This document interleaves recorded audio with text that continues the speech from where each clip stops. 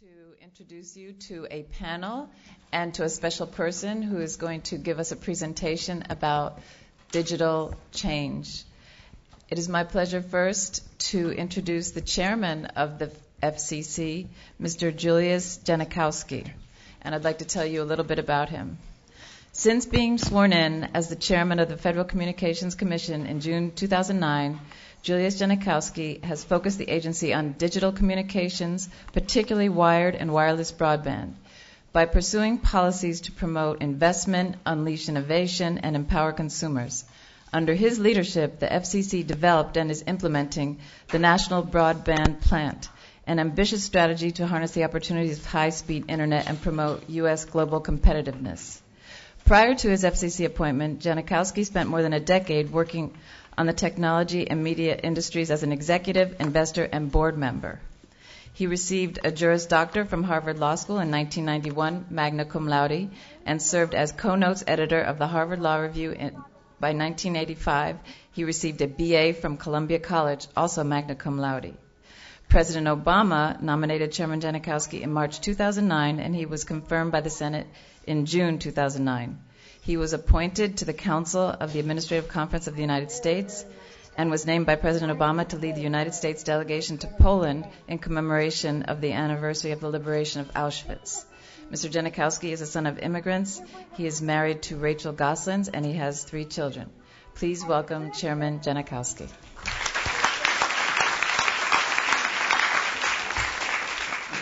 Well, thank you all very much. You know, 2 of those aforementioned children are D.C. public school kids, a little bit younger than most of you here. And the other thing I wanted to mention, since I'm here at a school, you know, I have this terrific job. I'm privileged to have it. The Federal Communications Commission is the agency that promotes communications infrastructure and usage all over the country. And so mobile phones, TVs, radios, computers, all of that's what we do.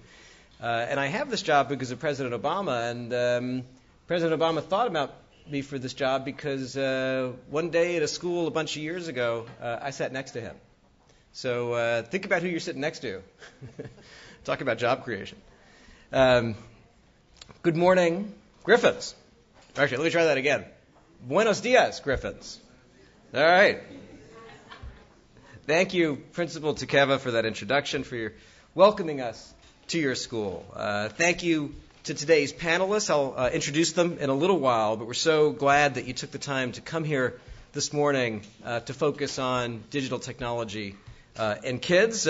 Thank you to all of us, all of you joining on fcc.gov. Y'all here ought to know that this is being live streamed on the internet, so be careful. Most important, thanks to all of you, all the students and faculty member, parents who've joined us here today to participate in this panel and this discussion. Hey, let me ask the students here some quick questions. Show of hands. How many of you use the internet? All right. Let the record show everyone. How many of you use the internet for your schoolwork? All right. A good number. How many of you use the internet to do things like check your Facebook page or play video games, which keep you from doing your schoolwork? All right, all of you. All right, we're going to talk about that today. So, high-speed internet, what we call broadband, is changing not only the way students, all of you, learn and do homework and prepare for the future, it's changing virtually every aspect of our lives and our economy. The opportunities of broadband internet, wired and wireless, are almost limitless. With broadband, for example, a student anywhere can have access to the best libraries, the best teachers, the best tutors in the world. How many of you carry around big, heavy backpacks with lots of books in them? I'm not going to ask you how up-to-date those books are, but I'll tell you this. With mobile broadband, you could have a digital textbook, device no bigger or heavier than this, with up-to-date books and classroom materials and cutting-edge interactive learning tools, so that if you're actually reading a book, preparing homework, and you didn't know something, right now if you're reading a book and you don't know something, and you're just reading the book alone, there's really not that much you can do. With digital textbooks, if you're reading a book and you don't know a word, you can look it up right there, figure out what it means. The Internet is an amazing thing, bigger than electricity was in the 20th century. It enables anyone, anywhere to dream big and bring those dreams to life. Mark Zuckerberg. So you all use Facebook. How many of you know who Mark Zuckerberg is? All right, some of you. So Mark Zuckerberg was the guy who invented Facebook. How many of you think that Mark Zuckerberg is a really old man? All right, well, a few of you.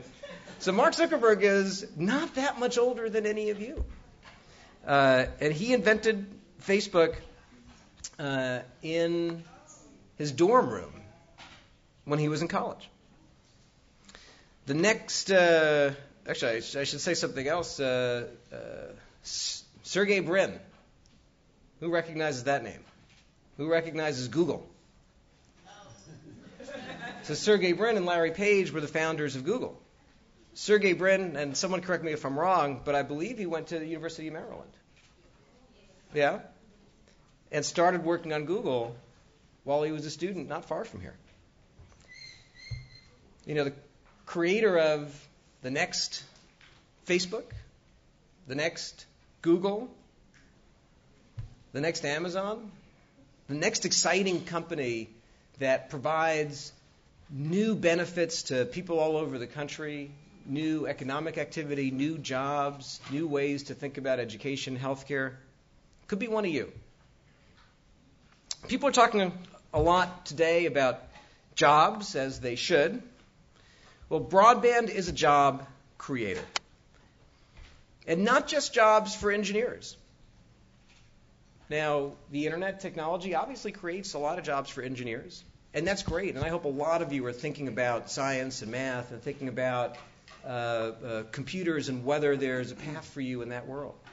But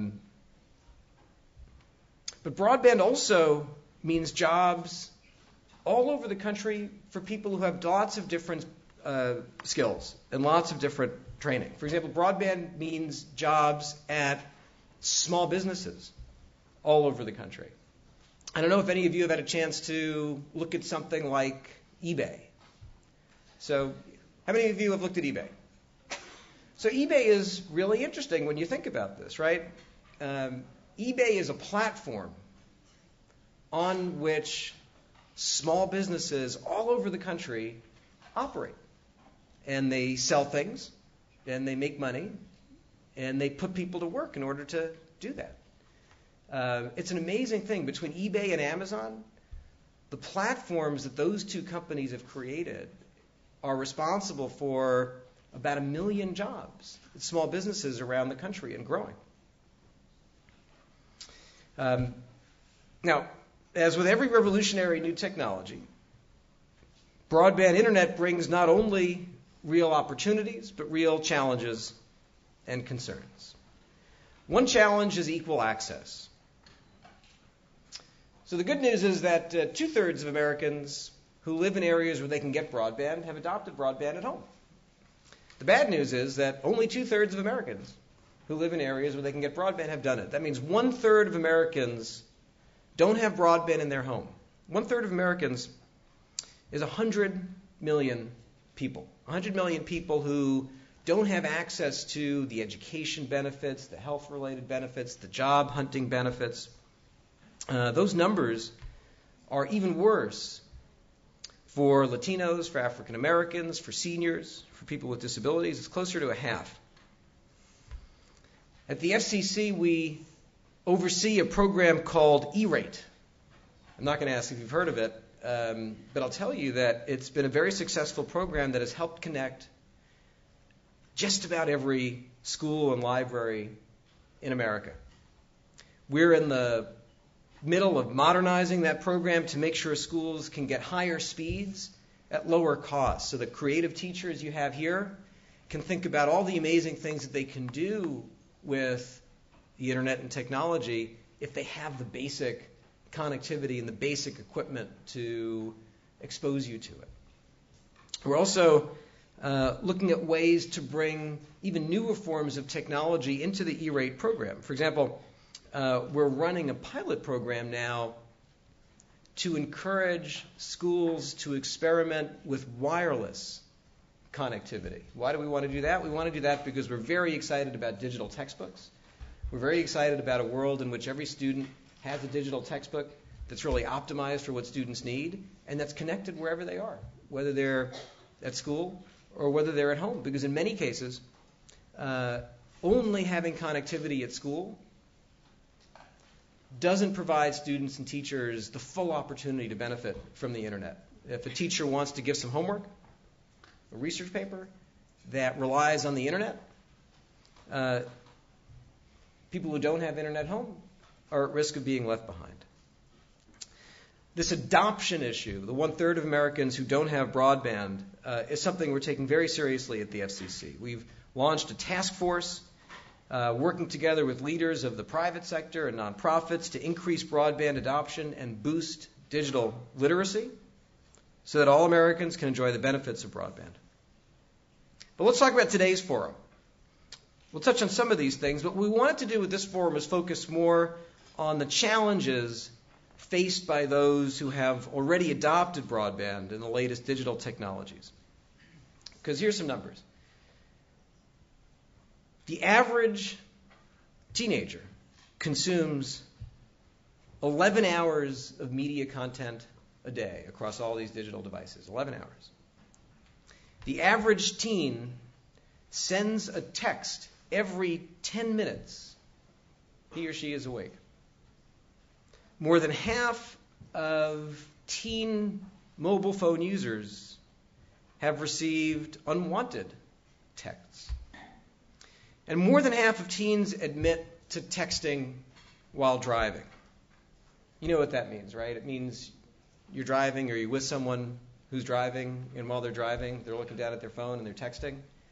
If you learn one thing today, learn that doing that kills people every day. Don't text and drive.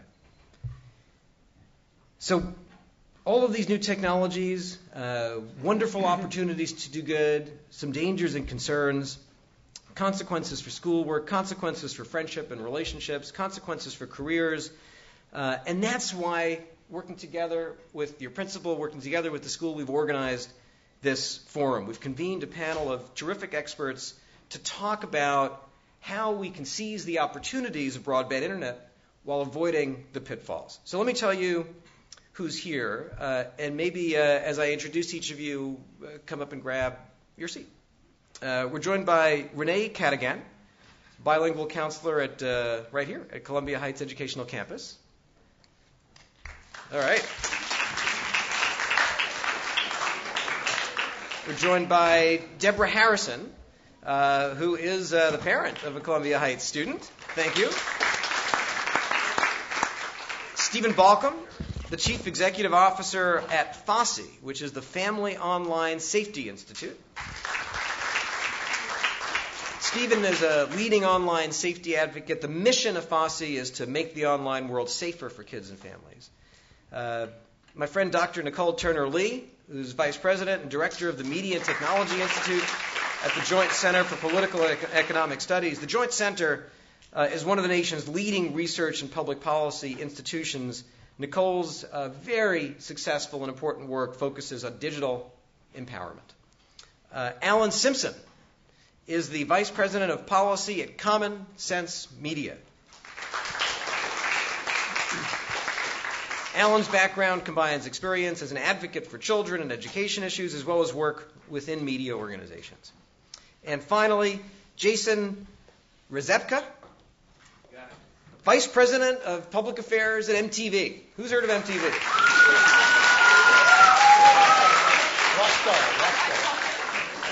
So Jason at MTV is a resource on issues around youth mobilization, social media for social change, and online safety. We're just thrilled to have this group here. Coach, sit down, please. Let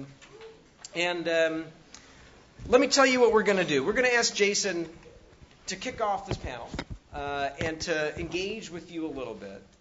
And then we're going to pose some questions to the panelists. Now, what we've done is we have used technology to try to identify questions that parents have and that they're asking each other every day.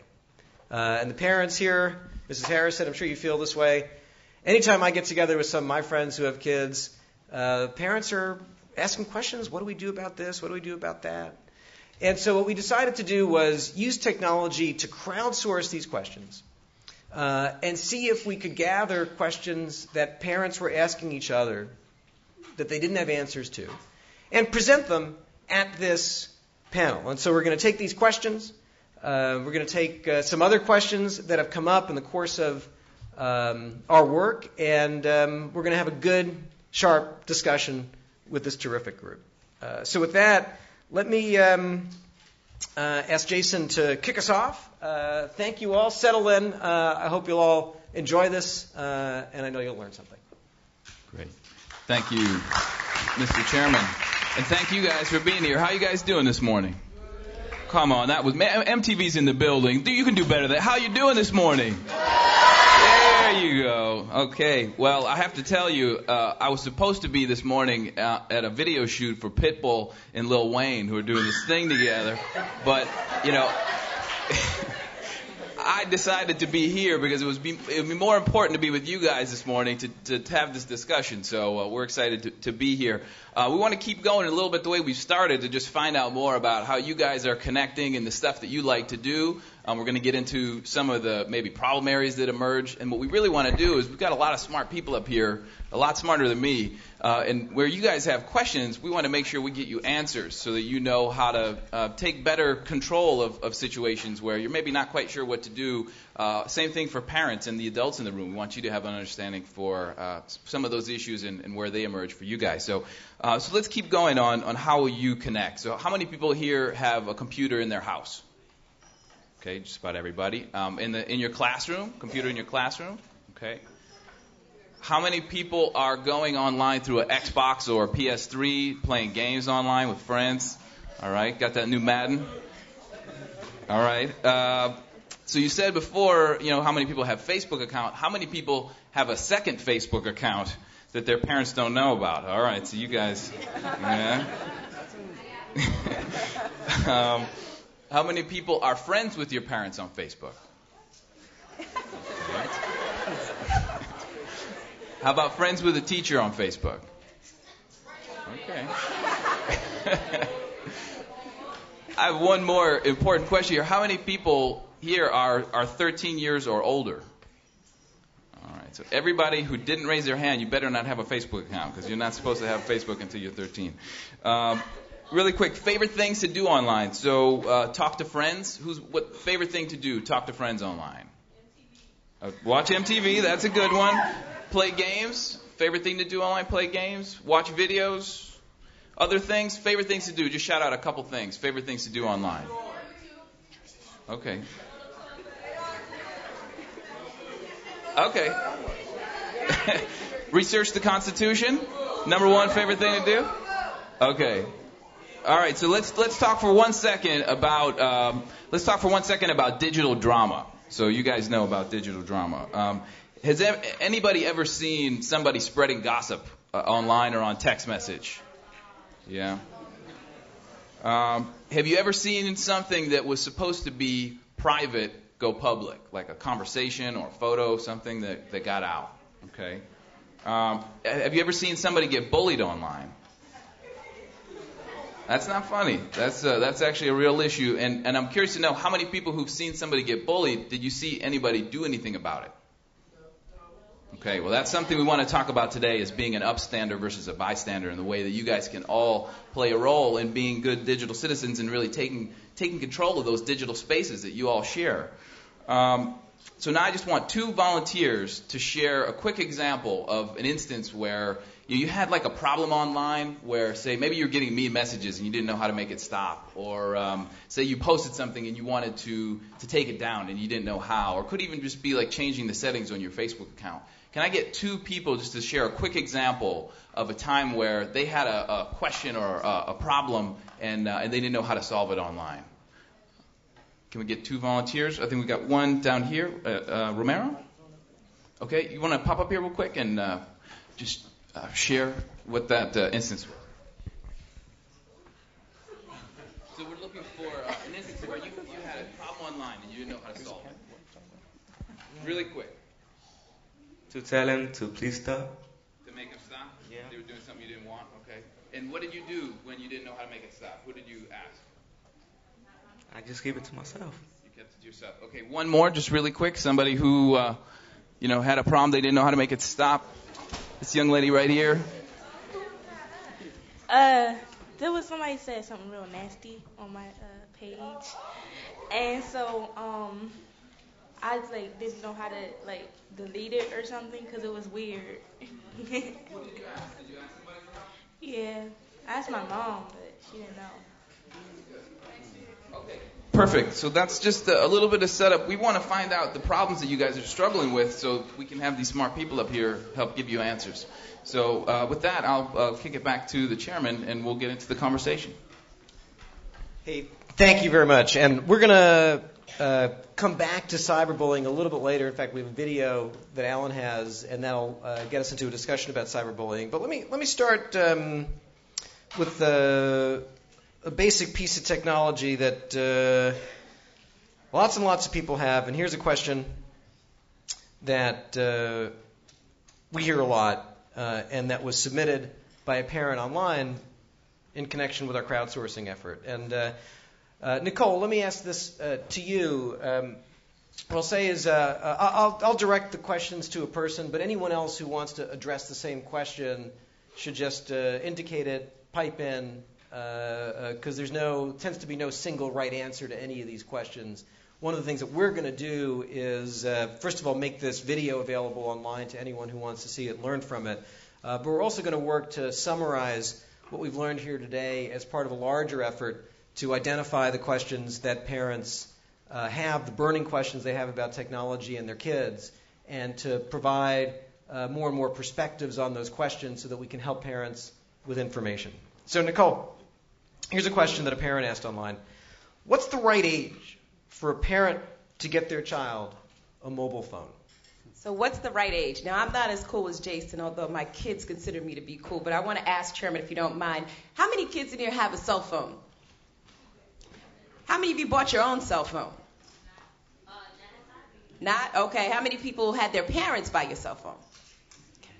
So I would assume, and Chairman, to your question, that most of you all are over the age of, where we found out, 13. The average age that we're finding parents buy cell phones is around 11 years old, which is not a bad age. But how many of you are using, now I know your principal's in the room and stuff like that, but she's not looking. How many of you are using your cell phone at school? A few of you. See, I like the honest people. Give yourself a pat on the back for being honest. Now, you know you're not supposed to, right? Use your cell phone at school. But your cell phone at the age of 11, Chairman, really is designed to help your parents identify you in the case of you having an incident where the child is lost, there's a safety concern, etc. The cell phone is used for that purpose. For those of you that are using your cell phone for games, and I see a lot of young people on the metro and the bus using the cell phone for games, that's fine. But as it was stated earlier, it shouldn't be a distraction for you doing your schoolwork. And so we encourage parents to make sure you use it responsibly. How many of you, and just the last question before I turn over to my colleagues up here, have cell phones that do more than just make a phone call? So can you play games on your cell phone? Yes. Can you communicate with your friends and text message them? Yes. I don't know what else you can do because I don't use my cell phone besides making phone calls. But if you can do all those things on what we call smartphones, parents, we encourage you to make sure that your kids, again, are not using those as distractions in school. It's one thing to be able to do all of these cool things with a mobile device, but if it takes away from your grades, we're going to encourage, and myself as a parent, that your kids do not have those devices while they're actually in the school classroom. I'm getting a shaking of a head from a parent right here.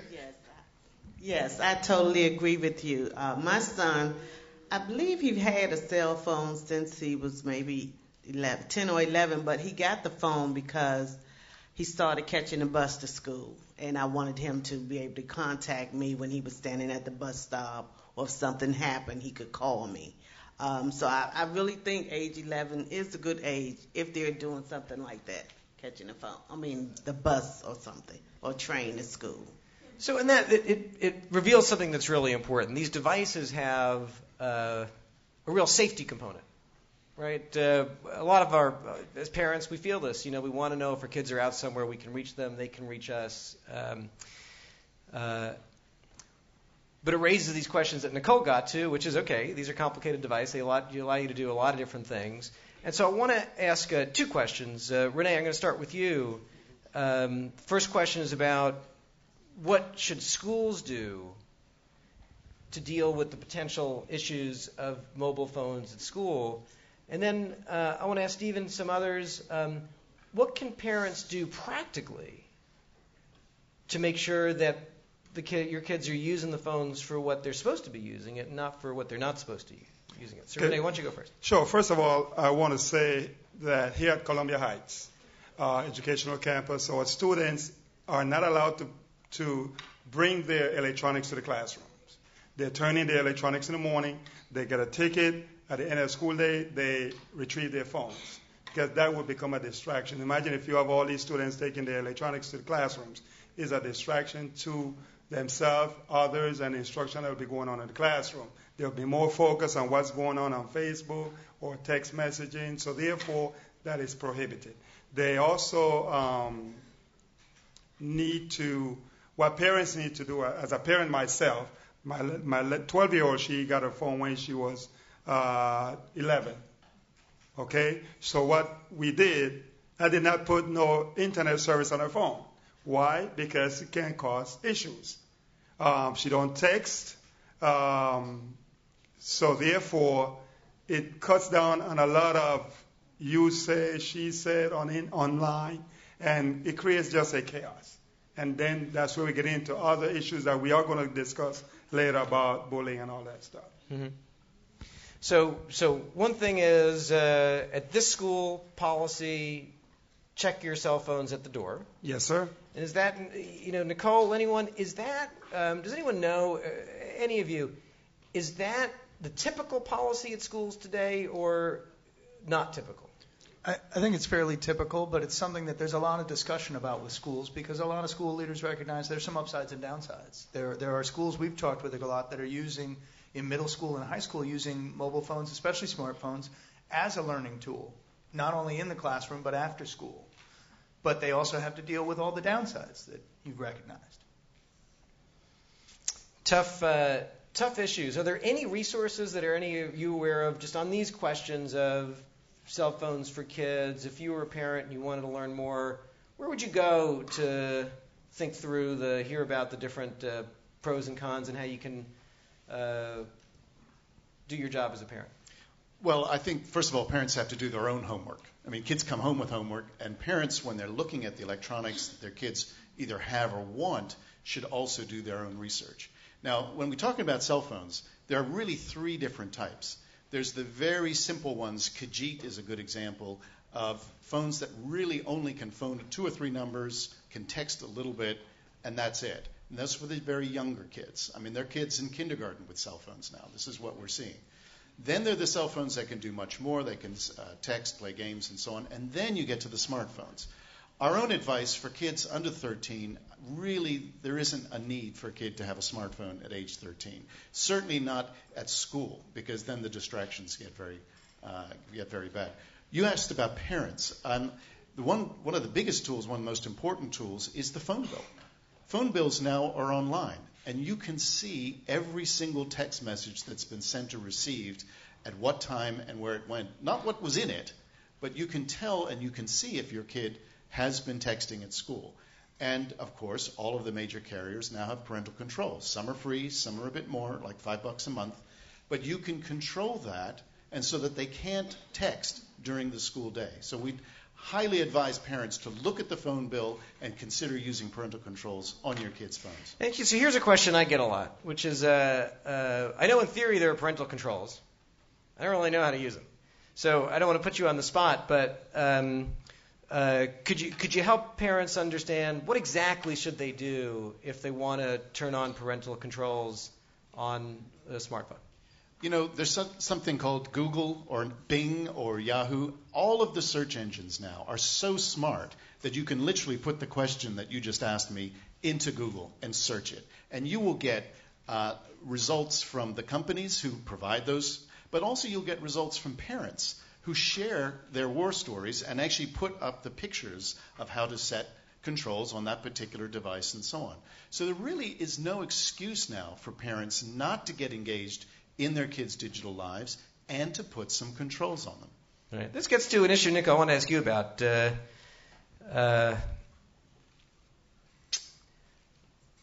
Changing generations, different generations here.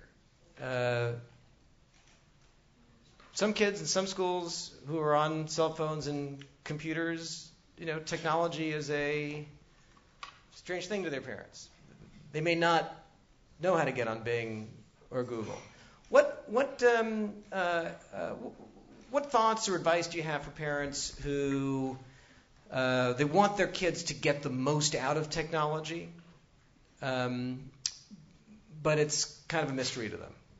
Yeah, I mean, that's a great question. When I was growing up, my grandmother was afraid to go to school because she didn't have an education. So it was one of those barriers, like, how can I be helpful if I don't know how to do it? I would say to all parents, just try it. I mean, I have an 8-year-old and I have a 4-year-old, and there are a lot of things that I don't understand about what they talk about. In fact, I just learned how to do interactive gaming. Has anyone here ever done interactive gaming where you're playing somebody online and they're in a different location? See, I didn't know that you could do that. I just learned that this weekend. And I think what we have to do as parents is we have to become savvy enough to ask questions of each other. We have to ask our kids. How many of you tell your parents what you're learning online? Start doing it.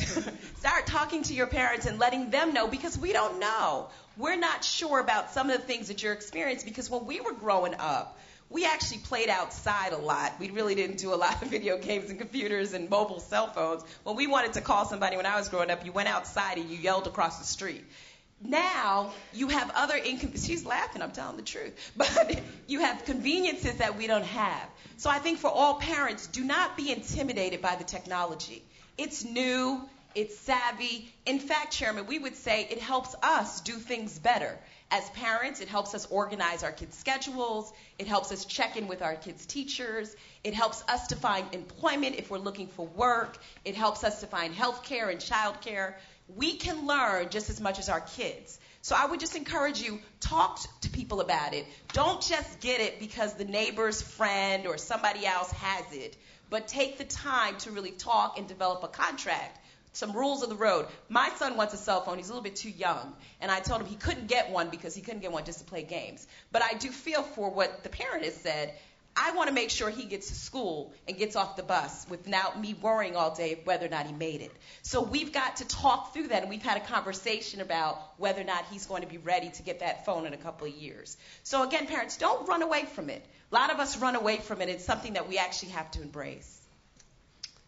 Alan, go ahead. I want to add one thing to that. Well, two things. Organizations like FOSI and Common Sense Media and others have lots of great tips and advice for parents, but one of the best sources of advice might be a lot of people like you students in the audience. How many of you would say you know more about your phones or your other devices than your parents or your grandparents do? A lot of you. You can help them too. They need to give you advice about some parts of what you do with these devices, but you can help them grow more comfortable. It's their obligation. Parents need to learn this, but you can be part of the way that they learn a lot of the cool stuff you can do, a lot of the things they can do with the technology that's in all of your lives now. Jason, I want to come back to something that you mentioned in your start, social networks, age. 13. So 13 tends to be the year when the social networks say that's when you can first join. How should parents think about when they should want or let their kids become part of social networks, join social networks? Well, I think first it's an inevitability. Like, these are part of the way we communicate now, and actually they offer great learnings that young people are going to need later on in life if they're going to succeed in business and so forth. I'd say, like, the people at MTV that we're most interested in hearing from are young people who understand the ways that social networks work and thrive and how you communicate through them. So it's actually a great thing, but it will be dependent on each situation and on each young person and where they're at. And I think it's the same rules that have applied forever. Is like, when is it time for you to get a game system? Like, when is it okay for my child to have a PS3 and play video games? That's something that I think is really dependent upon the relationship between that young person and their parent. But I think there is an issue if we get over focused on the negatives with this and think that, like, I'm giving them access to this thing that's going to cause terrible problems. I think it's really about being a resource and a guide for that young person, in the same way that at some point each of you are going to get keys to a car and you're going to go off and you're going to drive all over the place. You're going to learn how to drive a car first. You need to learn how to use these tools, which are power tools, which can really do amazing things. But there has to be that guidance, and I think the parent needs to be there as a guide and a resource to give them those life lessons that they would apply in their everyday lives. And help make that concrete for parents, because I think one of the things we're hearing from everyone on the panel, and I certainly agree with this, is that the positive powers of these technologies is just so important, number one. And number two, we've never in history been able to say with a new technology, let's pretend it doesn't exist and ignore it. And so we have to work with it, be smart about it, have discussions like this, and get practical. So, you're a parent. I don't know if you're a parent, but you might be a parent. Someone's a parent. They have a 13-year-old. They say 13-year-old wants to join Facebook. They say, okay, go ahead. What are the first three things a parent should do to make sure that they're providing that service and value that you suggested? And Jason, I'll ask you, but anyone on the panel, let's give parents practical advice. What do they do? Certainly. I'll open up to the others, because I think we are more focused on trying to support young people and making the best decisions that they can as they navigate the web. So I'm sure the others on the panel will have more insight to offer there. But I think it is important up front to have some rules of the road, some guidelines to say, like, here's what this is intended for, here's what's allowed and what's not allowed. We do see a lot more parents who are friending their kids on Facebook, and that is another connection. That is a way that you have optics into, you have sight into their daily experiences and what they're sharing and what they're not sharing. And I think there needs to be an inkling to not overreact, because I think a lot of young people that we hear from are scared to tell their parents about a problem that's happening on a social network or with their mobile devices, because they're afraid that the parent's going to take it away.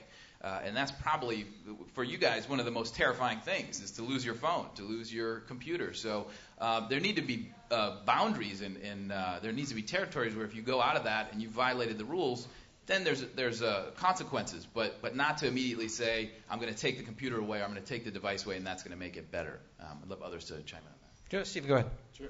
Oh, Deborah, do you want to? Well, I was going to say I was a parent that didn't know my son had a Facebook account, and just by a conversation with another relative, that's how I found out. He had it for a few months.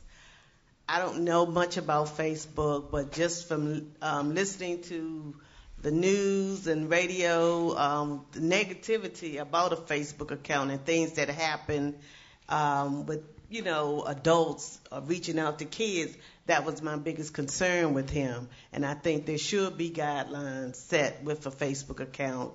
I don't know how to deactivate it. He still has it. I guess what I should do is become his friend. That's right. So that I can so that I can see who his friends are and what he's communicating out there.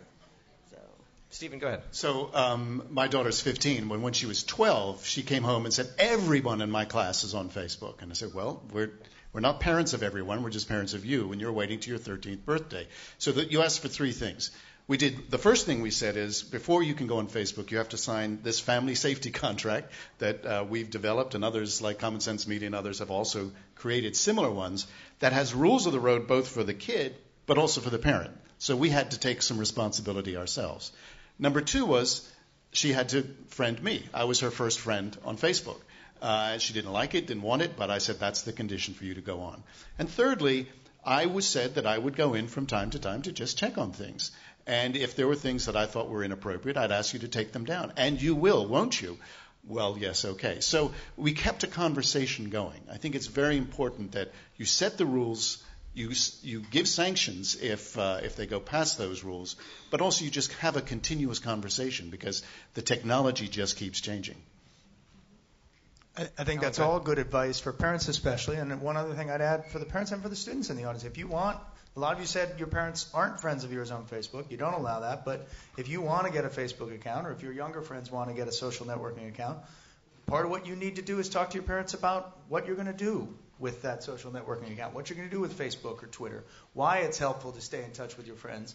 And they can talk with you about what they're worried about and what they see as the potential downsides, and you can have a dialogue about that. Part of that also needs to be about how you establish the privacy settings on any of those accounts so that you know what you're sharing with one friend and what you're sharing with the whole room and the whole world. Yeah, and I want to just echo what Alan says as well. You know, when you have your Facebook account, you think it's just your friends that are looking at it, but really it's your friends' friends in some way that are actually interacting with all of you. So in addition to your parents knowing who your friends are, govern yourself accordingly when you're online. The things that you would not say or your parents wouldn't let you say at home, don't put it on Facebook because we're going to find out. And we're going to actually approach you on it, and we're going to ask you to take it down. But I think even more important is it's not so much, and I want to really direct this to the young people, that we're sitting up here telling you, well, you can't do that, you can't do that. That's really what this forum is not about. There are things that are happening online and people in places that you don't know about yet that will impact you later. And we want you to be really cognizant of that. Somebody may be really cool on Facebook. Somebody may say something very negative. You may put out something that may come back when you're getting ready to apply to college that may come back and haunt you. And you want to make sure as you develop your digital identity, I guess, it's like your driver's license, that people are clear who you are. And how many of you want to actually have, by the time you turn 18, a pretty good reputation out there? Just raise your hand.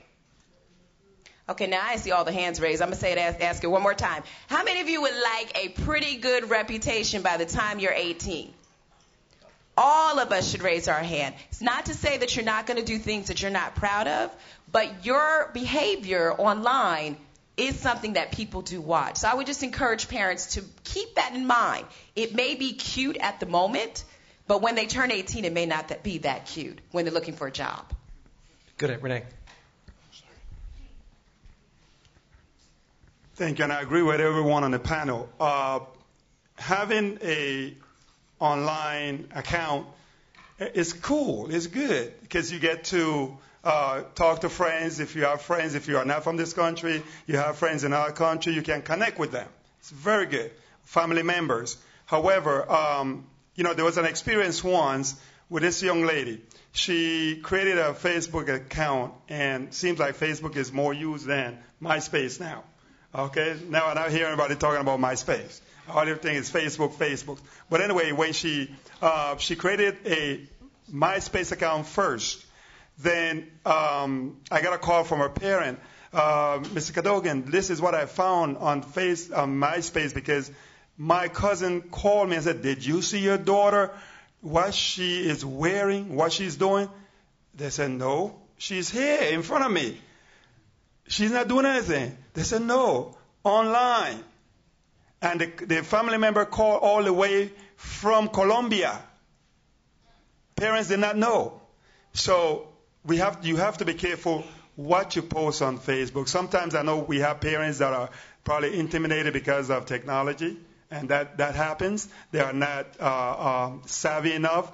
So I think something should be created for parents to attend different technology classes that they will be able themselves to connect with their kids to see what's going on.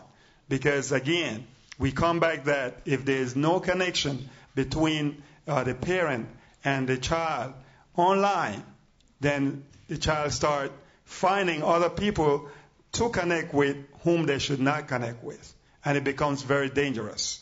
So you have to be careful. And as parents, as a parent myself, I have to follow with my kids on what they are doing online. Jason, let me change the topic a little bit. I want to talk about the information, activities, programming, games that are online that are really good, that help kids learn, that help kids discover, that helps kids get engaged. Can you talk a little bit about that? And I'm going to ask a few of you to do this. But I also want you to talk about how do kids and parents find that stuff? It's a great question. I think as it relates to games, so we see a huge potential with games for learning and for education and for empowerment. So we have actually at MTV developed a series of games that are designed to be fun, but also to teach you about things like managing money and about world issues. A while back, we made a video game called Darfur is Dying that took a look at something that was happening halfway around the world that a lot of people were not aware of, which was a genocide that was happening in Darfur. And we got over 2 million people to play this game over 4 million times and learn about world affairs and these issues that affect us collectively. So these are things that we promote actively through our networks. We actually have a Facebook application that we're going to be launching soon to help young people find money for college. So if you're looking for scholarships, if you're looking for federal money to pay for college, these things are available through MTV.com or available through our programming. We highlight those. So I don't know that there's one definitive resource that I can point to as a great font of those types of efforts, but there definitely are plenty that exist. We're committed to developing them.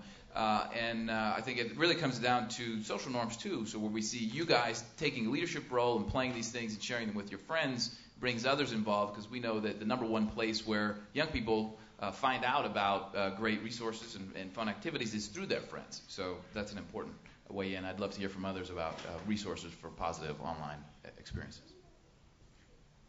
Well, one of the things we do at Common Sense Media, especially for parents, is reviews of information, both that's online, on mobile apps, in movies and video games, so that they have a better understanding of what that game is good for, or what that movie, who that movie is a good match for in terms of the age appropriateness of the content.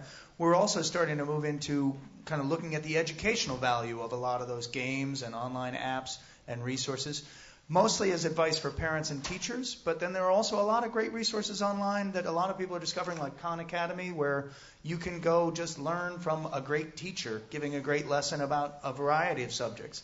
But the other great opportunity that all of you can explore is what are other people your age with interests like yours doing, whether they live here in Washington, D.C., or across the U.S. or around the world, and you can share information with them and learn from them.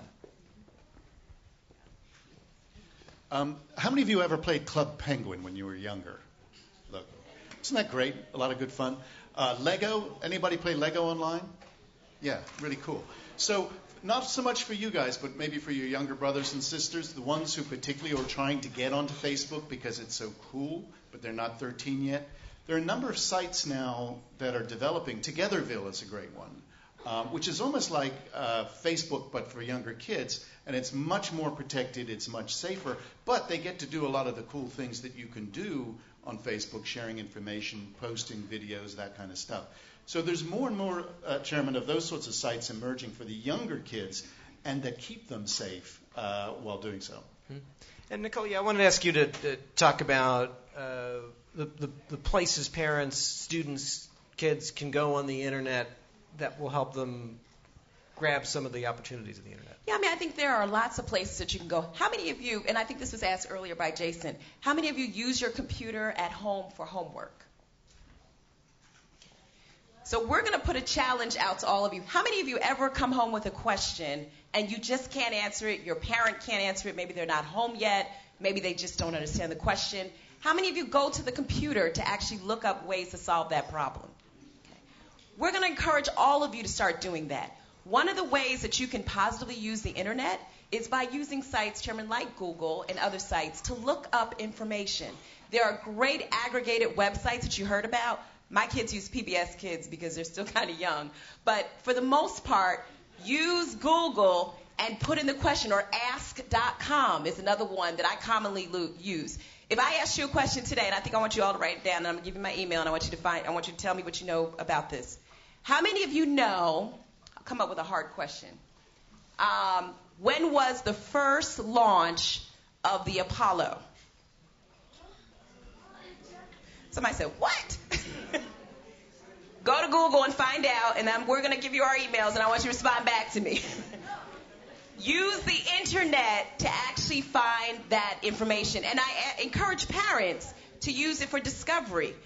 Oftentimes, parents see the internet as I do what I have to do in terms of resources, and my kids do what they have to do. As it's been mentioned, use that as family time. Sit down. If you don't know as a parent something on the internet, you can find it, which is the beauty of it. And I would tell all of the kids in here, make sure that you're going to start using your mobile device when you have it at home, as well as your computer, to do homework. Because this is going to be what's going to help you answer several of the questions that sometimes your mind goes, I just don't get this. Instead of texting your friend, go to that Google function and say, what is that question, or that Yahoo or that Bing function, and say, what is the answer to this? I bet you when you go back to class the next day, your teacher will actually reward you for that, as opposed to saying, why didn't you go and look for it, online? Well, this is a theme that a couple of you have mentioned that we should just pull out, which is the technology, the search engines themselves are getting so good that some of these questions that parents have, that students have, you can just type them in, and you can get a lot of information about those answers. Jason, let me ask you a question. There's stuff on MTV and MTV Online that's incredibly great. The Darfur thing that you mentioned a series of engagement and other things that you do. There's also stuff that parents say, I'm not sure my kids are ready for that. How do parents navigate that? What advice do you have for parents on how to navigate, wanting to steer their kids to things that they think that they like and are appropriate, and to steer them away from things they think they're not ready for? I think it absolutely starts with that parenting, and it starts with that relationship with the parent and the child, and the trust and the boundaries that are set. And it's really up to parents to be that first line, because there's a huge media universe now, from MTV to all the various cable channels to now the infinite boundaries of the internet and all the media and content that's available there. So I don't know that any parent is ever going to be in a position to be able to police every single instance of a young person deciding to watch this or that or click on this. So I think it really comes down to the lessons and the guidance that's provided up front. I think it starts there. I think we also have a responsibility to have a mix of programming, from the inspiring to the more salacious. I think youth is generally about testing boundaries, about pushing boundaries. We have always been that, and we've also been the downfall of Western civilization for many instances, all the way back to when music videos first appeared, and parents said, "Oh man, these kids are in there rotting their brains watching music videos," and then you get to a milestone like Beavis and Butthead, and now you see there's a lot of probably parents and teachers in this audience who grew up on music videos and Beavis and Butthead, and they turned out all right. So we'll always test those boundaries, but we are committed to supporting our audience and making the best decisions that they can around their sexual health, around their digital health, around pursuing education opportunities. And so that's where it starts. Nicole, go ahead. And I think to add to Jason's point, too, and I think if you leave also today, don't be afraid to talk to us about technology, and parents, don't be afraid to talk to your children about it. And I think that's the most important thing that many of you can leave here today. It's not, well, let me put it this way. We do know when you're texting at midnight. But what we don't know sometimes is who you're talking to. And what you don't know sometimes is, how do I get out of that situation? Because now this person is bullying me or sending things to me that are just not appropriate, or I'm being forced to do something different. So I think parents, it's okay. It's all part of, when we were growing up, we did things that were good, we did things that were bad, but the greatest things that we learned from them and we survived. And for kids, For all of you young people in here, I just encourage you, don't hide the technology. Embrace it, be open with it, and share it. And if it's not apparent, because maybe your parent doesn't understand the technology, maybe English is a second language for them, maybe you don't have a parent in the home, maybe it's you're with your auntie or your uncle or a family friend, talk to people about it, and guess what? You'll find that they can add more to your experience that would be helpful. Because the last thing that we want to see as adults is something bad happen and a consequence that we can't fix. So I want us to go back to that, Chairman, because we kind of mentioned it earlier. There are great things about the technology, but if we don't know what's happening as parents, we can't help you when you get into a bind. And so keep the communication open and be healthy, like Jason said, around it. Good. Alan, why don't you, any other thoughts on these questions that we're talking about, how to parents can help distinguish between different kinds of programming and steer them, and then also if you could introduce the video that you brought. I mean, as Nicole was saying, or as we've been saying all along, there's a lot of upsides, there are a lot of downsides to all of this technology. Back in the Stone Age, when we were all the age of the students in the audience, we didn't have the resources you had. Well, I speak for myself. You have at your fingertips or at your computers, on your smartphones, the ways to access all this information, and a lot of it's great. But what your parents need to be talking to you about, what parents and adults need to be, and teachers and librarians need to talk to you about is how to find the good stuff and stay away from the bad stuff. And that's complicated enough when you're talking about getting the answer to when the Apollo landing was, and getting reliable answers. It gets more complicated when we start talking about the things that you create. Because as young people, you're in charge of a lot more information now. You're not just looking things up. You're creating things and sending them around. Well, that can be enormously positive, too. You can share a lot of information with each other. You can communicate with people around the world.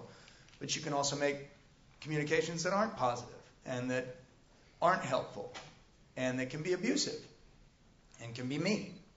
And the people who are most in control, you do need to be able to talk to your parents and your teachers and other adults about this, and they can help. But the people who are most important in this role in keeping things like bullying from happening are all of you and your peers and your ability to communicate with each other about that. So the video that we put together from Common Sense is really more about what you're going to do in this space, because this space belongs to you. Let's go to the video.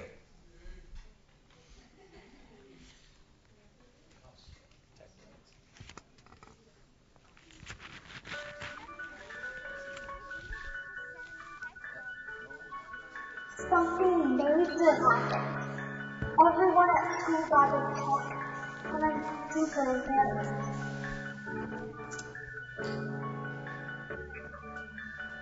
I know her, and I totally felt bad for her. I really messed up. I'm not a mean kid, but I did a mean thing. This is a huge deal. I can't believe it's happened to me. I could have said something, but then I might have been next. I had no idea this would get so big, and I don't know how to fix it.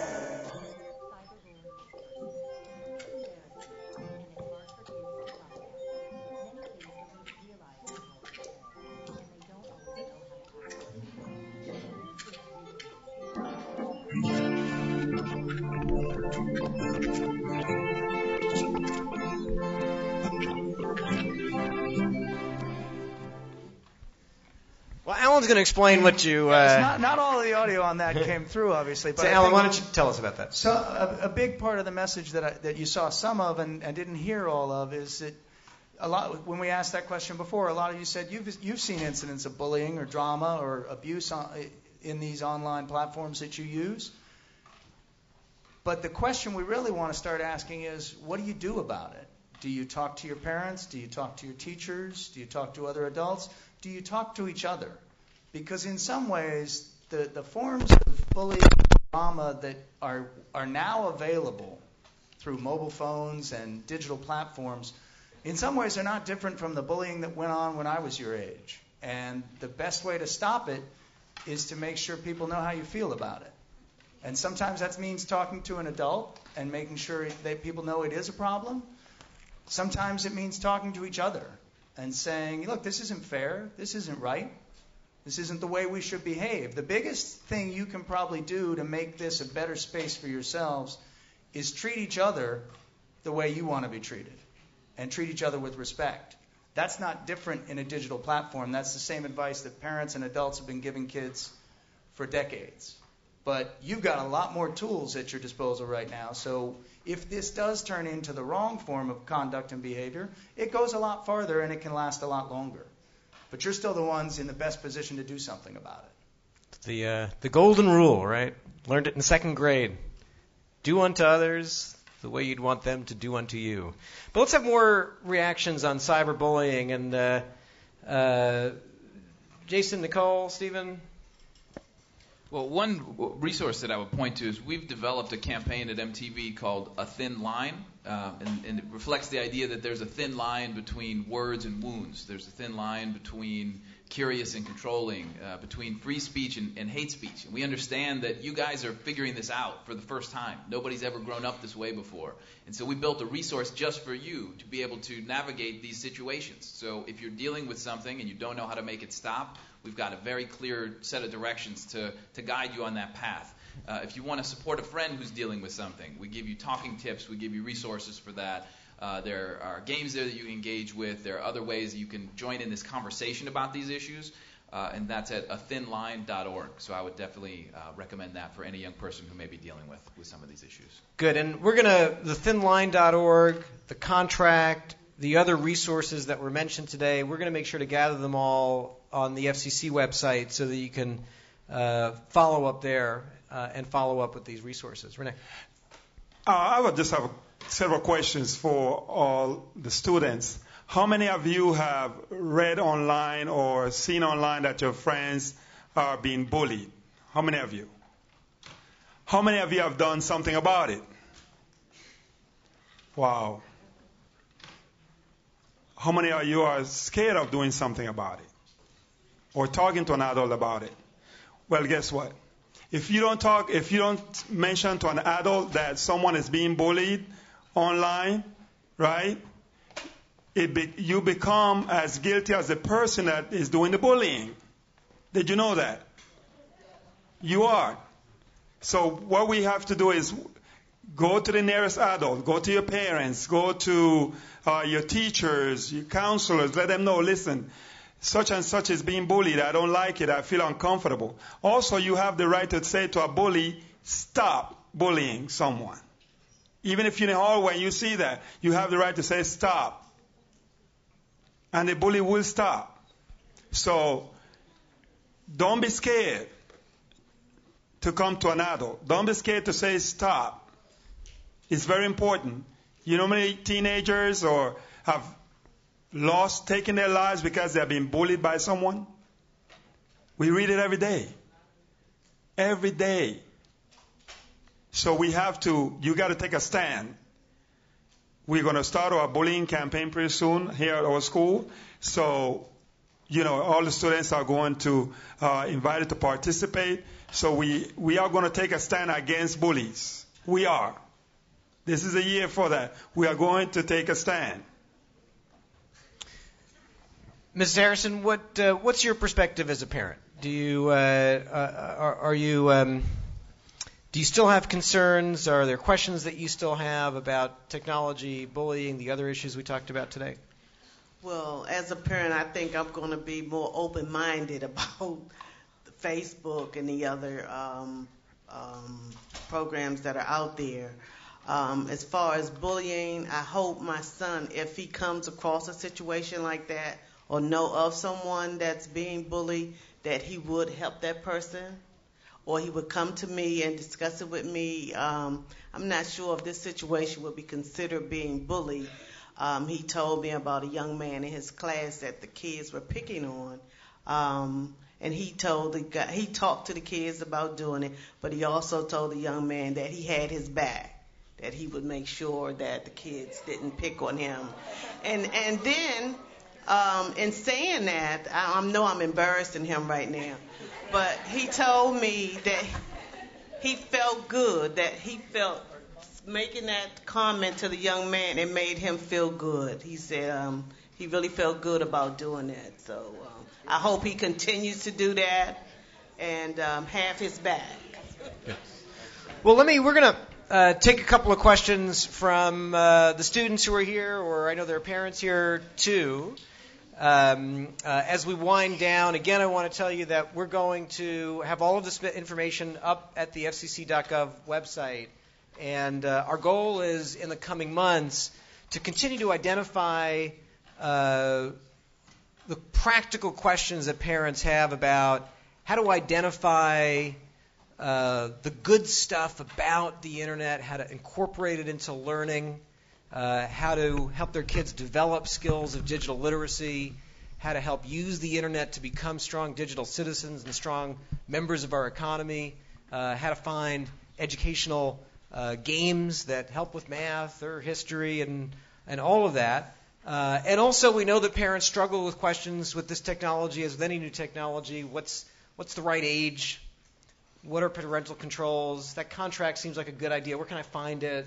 All the things we're talking about. How do I use Google and Bing and the other search engines to help me as a parent, even if I'm not an expert in technology? And so we're going to work with everyone here on this panel to have this be an ongoing effort to help parents get answers to questions that we know so many have. So if you have any questions, think about them, parents, students. I know we have a question right over here. Good morning. Hi, my name is Eric Romero, and I'm here to represent Lincoln Middle School. And in behalf of all the students that have gathered here, I want to thank you for taking your time and being here. And my first question is, what is cyberbullying? What is cyberbullying? I think we talked about that a little bit, but why don't we, Alan, why don't you, and this is a good challenge, in like 3 sentences, what's cyberbullying? What should students do about it? What should parents do about it? Well, it's almost impossible to define, and as Jason said at the beginning, sometimes you hear kids talking about it in terms of drama or other words, whether it's abusive, whether it's mean, it's a matter of degree. What should you do about it? I think the parent example here is a really good one. One of the things you should really do is stand up to it and don't stand by when you see it. It may be easier to protect someone else from bullying than to protect yourself, and that's important too. When you see it going on around you, when you see someone else being hurt, maybe that's the best time for you to stand up and say, this isn't the way it should happen. Thank you. Principal Tsukeva, any questions or comments from you? I'm just very pleased that we have this opportunity for both parents and students to look at this issue from both sides, because I think it is key that parents and actually educators become aware of all the intricacies of this, because in a school we also have access to technology, and we have to be sure that we're taking care of the access that students have. And for students, I think the message about bullying is probably the most significant one. And I think the whole idea of protecting your reputation, making sure that when you apply to college, you will have the best possible application and nothing on it that will stand in the way of you getting all the scholarships that you need. So I think this is a wonderful opportunity to bring all these issues to light. Thank you, and thank you for hosting us, and thank you for what you're doing at the school. Anyone, question? I see a hand up there, please. Can cyberbullying get our students into legal trouble? The question is, can cyberbullying get students into legal trouble? Nicole wants to answer that. Go ahead. Yeah, I do want to answer that. Yes, yes, and yes. Particularly, how many of you have heard of the word stalking? Okay? And I'm not going to ask how many of you have been stalked, right?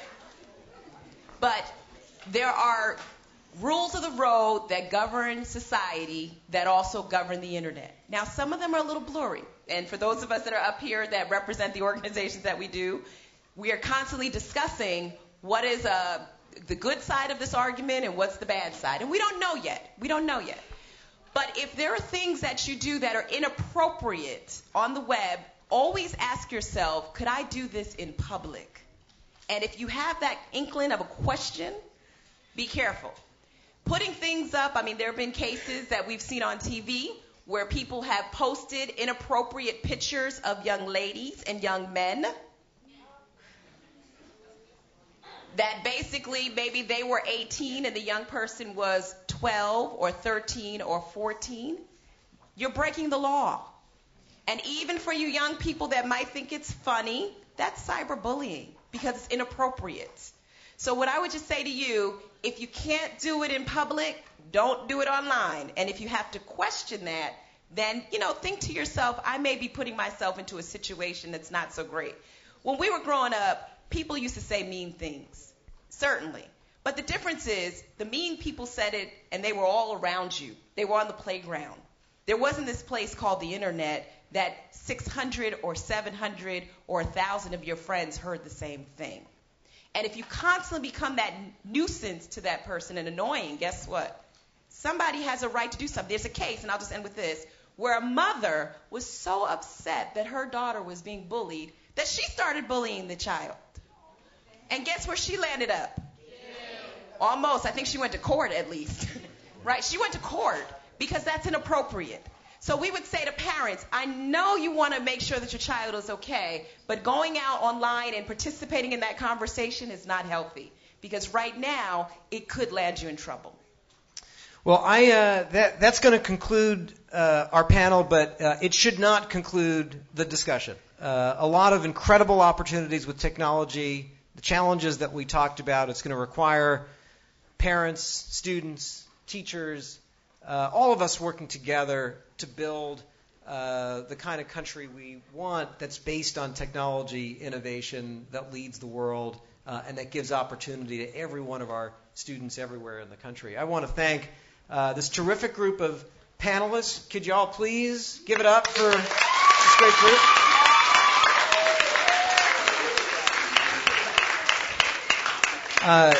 Thank you to our principal. Thank you to the school. And give yourself a round of applause. We really appreciate you coming out.